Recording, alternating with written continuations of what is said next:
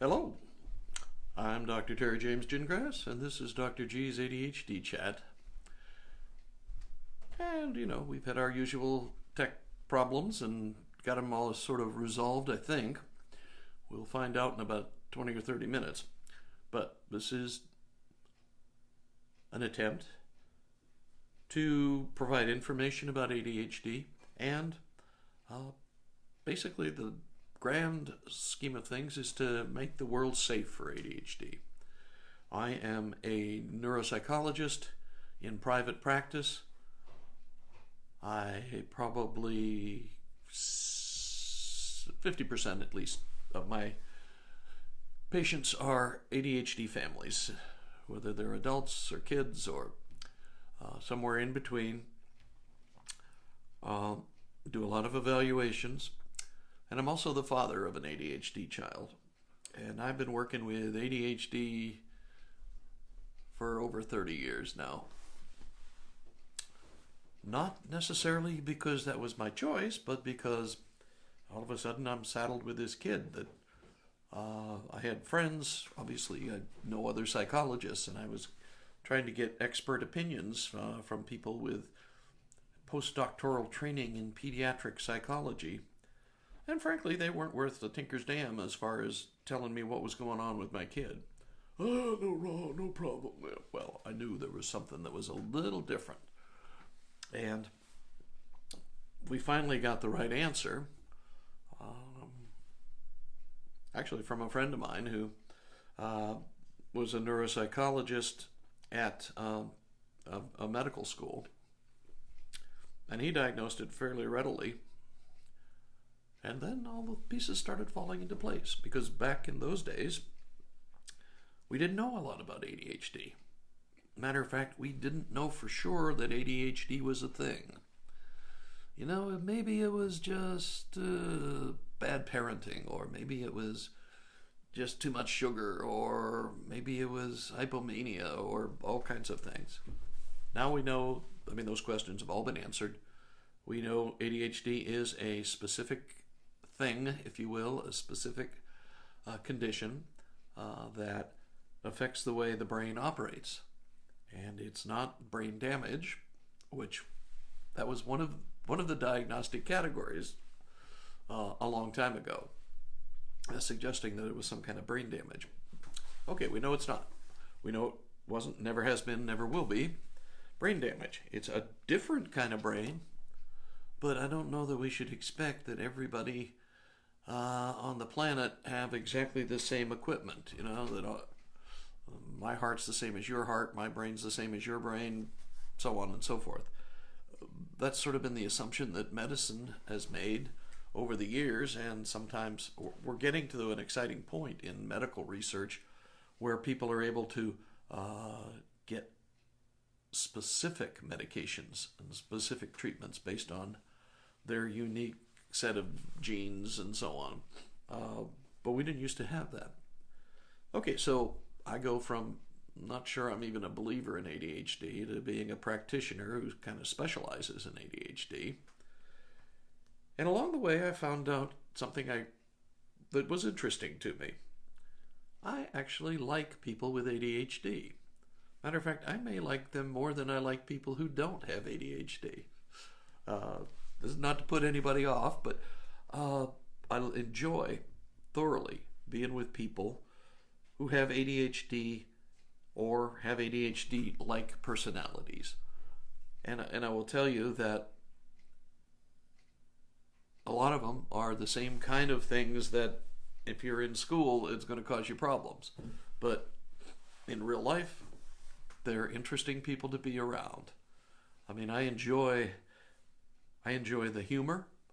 ADHDers usually have really wicked senses of humor, really good insight into things.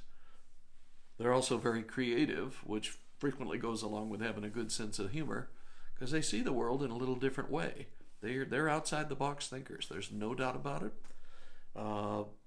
It wasn't anything they actually chose. They just naturally think outside the box. They are not people who should sit in cubicles and move a piece, sheets of paper from one side of the desk to the other. They wouldn't be very good at that, and they'd probably go slightly crazy trying to do that. But that creativity, that sense of humor, that energy, the energy is great. I love being around energetic people, and I love being around the fact that ADHDers are high energy, high humor, high creativity, and, oh, by the way, they're looking for some different way of living. They're risk takers, and that can be in a good way, okay? And sometimes I think it's in a bad way. I think some of these X-game athletes, the ones who are 25 years old and have had 26 surgeries, but ADHDers aren't afraid to take risks. They aren't afraid to do something different. They aren't afraid to try things. They don't worry so much about safety and security. I find personally that there's nothing more boring than a person who's always worried about safety and security. Oh, I don't dare do this. Something bad might happen. Yeah, something bad might happen. Something good might happen too. Just remember, in life, honestly, there is no safety. There is no security. You think having a job with a big company gives you security? Just wait, Chucky. They're going to have a downturn, or they're going to change the direction of the company, and your division or your part of the company is not going to be necessary anymore, and you're going to be gone. Okay? And nowadays, companies don't guarantee the kind of separation benefits that they used to. So the thing you should worry about is not having options and not having developed options. And that's one of the things that's always exciting and interesting about ADHDers. The other thing I like about ADHDers is they don't give up. They're persistent. They keep going. They may have spectacular failures, but they keep going. They try the next thing, and the next thing, and the next thing. And oh, by the way, if you haven't kind of put that together, that's what makes them such good entrepreneurs. They like the risk. They like making quick decisions. They like the creativity. They have the high energy that's needed to be an entrepreneur. They like all of it, and they are ideally suited for it. I think I may have mentioned in earlier sessions that I go to a lot of internet marketing meetings.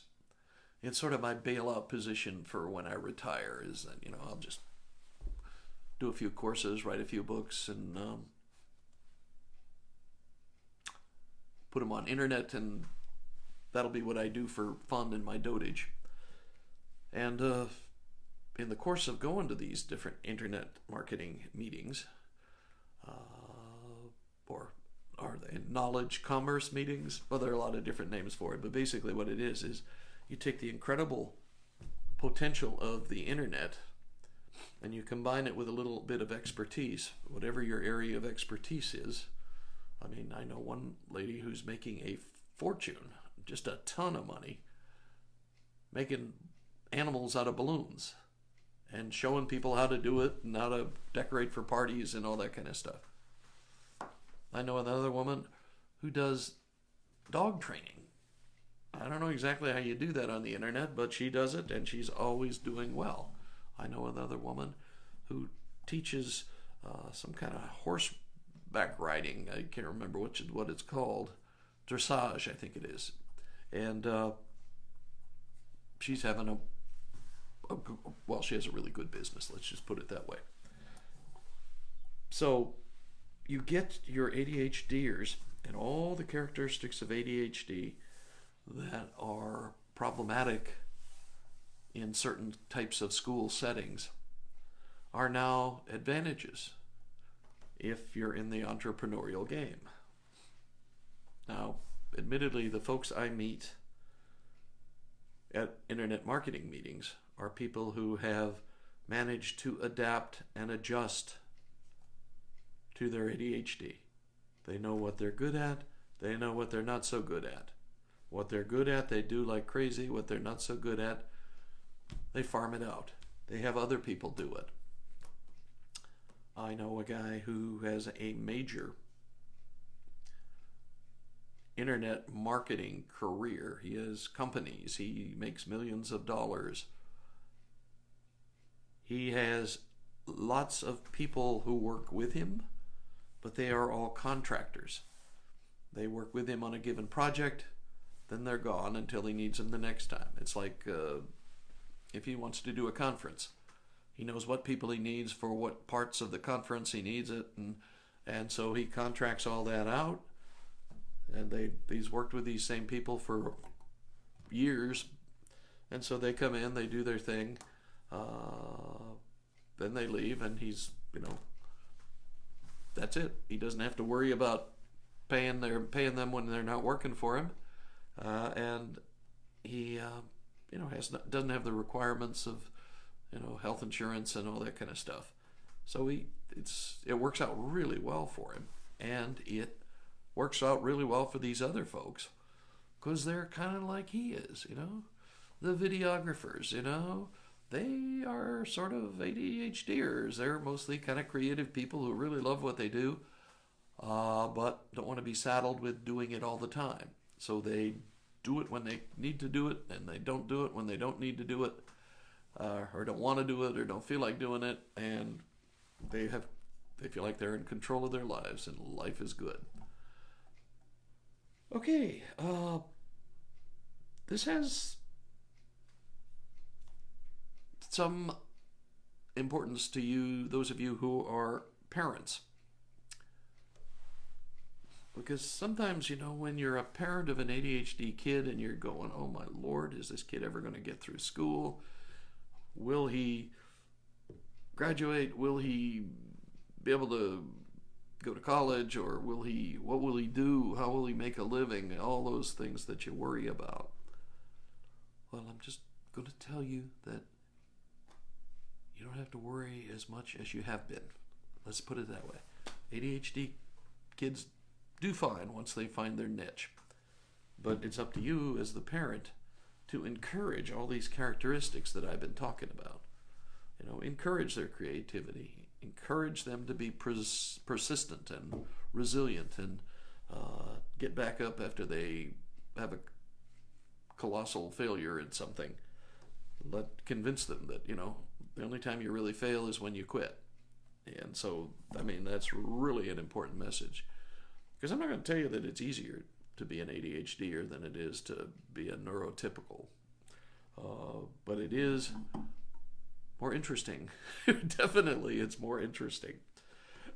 And so your job as a parent is to, try to get them to be making progress through school, because I have some problems with the way we're teaching nowadays, but I have no doubt in the overall value of education. And I am constantly told that I have a love of learning that will not quit. So I love learning new stuff, and I love being able to apply it. Most of what I learn new is something that I use to help other people. So when you're talking again about an ADHD child and you're not sure what to make of this kid, just remember, they have talents, they have abilities. As a group, they tend to share the abilities that I've been talking about. They tend to share the humor, the creativity, the energy level, the persistence, and one thing I forgot, they also have a high concern about other people. They're kind of sensitive in a lot of ways. They don't ever want to be the bad guy, and that makes them pretty good guys. And so that's also a good thing. Well, like anything else, to a certain degree, it's a wonderful thing, and past a certain point, it's a really problematic thing. Your ADHDer has all these characteristics. It's up to you as a parent to encourage them, to put them in a position that they can succeed, because they know that although they may not be really great at turning papers in on time or that sort of thing, they still have a lot of talents and abilities and a lot of things they can do in the world that will help them, or, well, at least make a living and perhaps lead a highly satisfying life. And the most important part of all this is they're the people who think outside the box, who are creative, who solve difficult problems that the rest of us just gonna say, oh, well, I guess that's the way it is. These people solve problems that other people can't see solutions for. It is an incredible part of what they get for all the trouble they go through in school and so on. They are gonna be problem solvers in the world, okay? And they may be the ones who solve the big problem. Well, they may be the ones who solve global warming, or they may solve the overpopulation problems, or they may solve energy problems, or burning of hydrocarbons, and well, name a problem we've got that doesn't involve politicians particularly, and an ADHDer may be the one who solves that problem. You look at the people who have really made big changes just in my lifetime, and incredible number of them have ADHD or ADHD-like tendencies. You know, the Steve Jobs of the world, Brinson. I mean, there are just a bunch of them, and they, if they are encouraged when they're growing up to make the most of their abilities, they can do some really wonderful things and change the world in a lot of ways. And hopefully they can make the world better for all of us. And that's what we need to think about. Okay, I got a couple of things we need to talk about.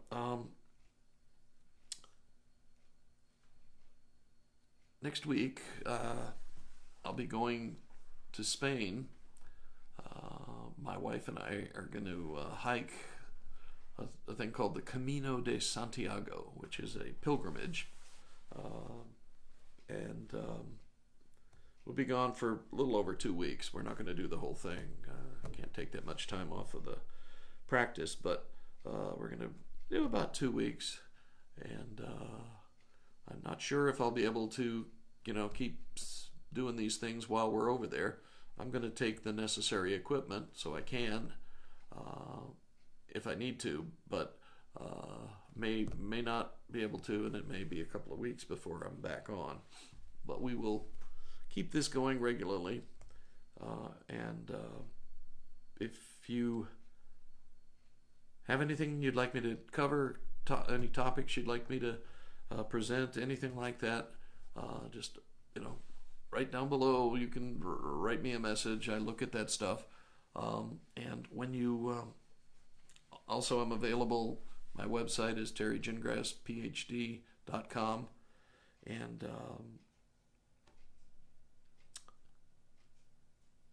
remember, ADHD is not a disease. Okay, it is a different brain, a different kind of brain set, but you are more likely to be a creative person who will do something interesting in the world if you're encouraged as you grow up. And so, parents, it's up to you to be the encouragers and to not let your fears get in the way of letting them go and do their own thing. They may not do, what you want them to do. They may not end up with a bachelor's degree in accounting like you always wanted them to have, or going to law school or that sort of thing. Although a number of the lawyers in my area do have ADHD. But they're going to carve their own way. And your job is to kind of encourage that and to make sure that they have some confidence in themselves, because that's the tricky thing that can sometimes get trained out of people when they're growing up. Okay, remember, this is Dr. G's ADHD Chat. We're here to make the world safe for ADHDers, because ADHDers are the ones who will change the world. Remember, normal people don't change the world. It has to be somebody who's going to think outside the box. And ADHDers were born outside the box. Okay, that's me for this day, and we will catch you again next time.